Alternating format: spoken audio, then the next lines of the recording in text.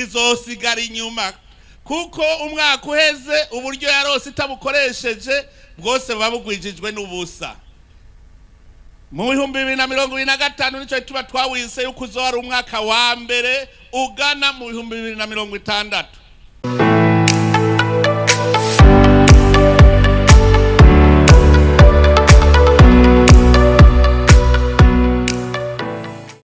Ku nshuro ya 18 igihugu cy'u Burundi hahimbazwa umunsi mukuru wahariwe urumuri rw'amahoro.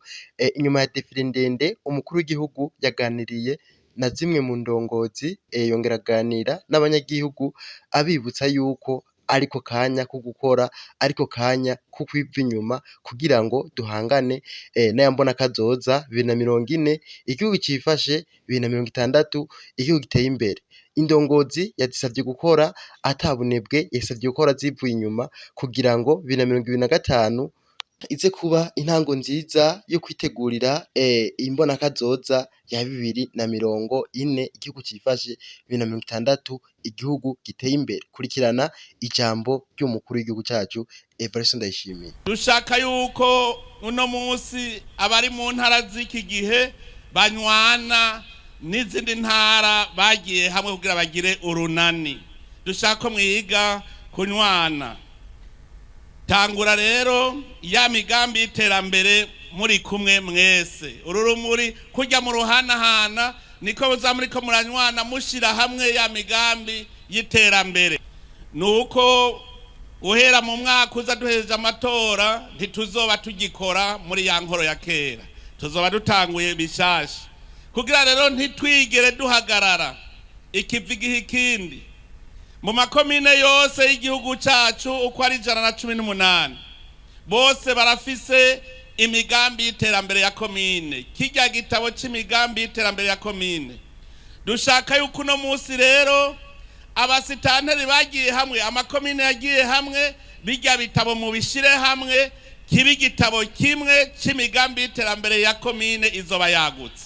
Ikomine y'uno munsi irafise igitabo c'imigambi y'iterambere. Ururumuri ruje kubafatanya kugira ngo umwe wese azane irya migambi yarafisiwe uwundi yarafisiwe kugira ikomine yagutse igire imigambi y'iterambere kuri bose ku mitumba yose izobigize iyo komine yagutse.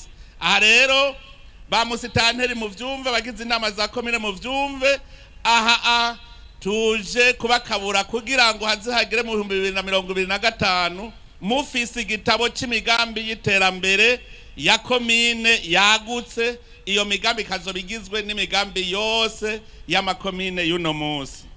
Iyo migambi muhejeje kuyikora muzoca ico gitabo ikomine yose ikijane mu ntara kugira ngo intara nayo yagutse iteranye iyo migambi kibi gitabo kimwe cerekana imigambi y'iterambere mu ntara. No kuvuga ikomine yose izoba yazanye n'indi yazanye babiteranirize hamwe bagire igitabo c'imigambi y'iterambere y'intara. Hanyuma rero mu ntara bace bafata igisata cose, nta gisata kitagira umushikiranganje. Bace bafata barungike ubushikiranganje bwose kubibwega, umwe wese aronka ivyiwe, aronka ivyo azokorera mu ntara guhera mu 2025. Intara yose izoba ifise amahera izokoresha mu mwaka. Murumva ko ari higanwa. Intara y'ibinebwe izosigara inyuma kuko umwaka uheze uburyo yarose itabukoresheje bwose babugwijijwe n'ubusa.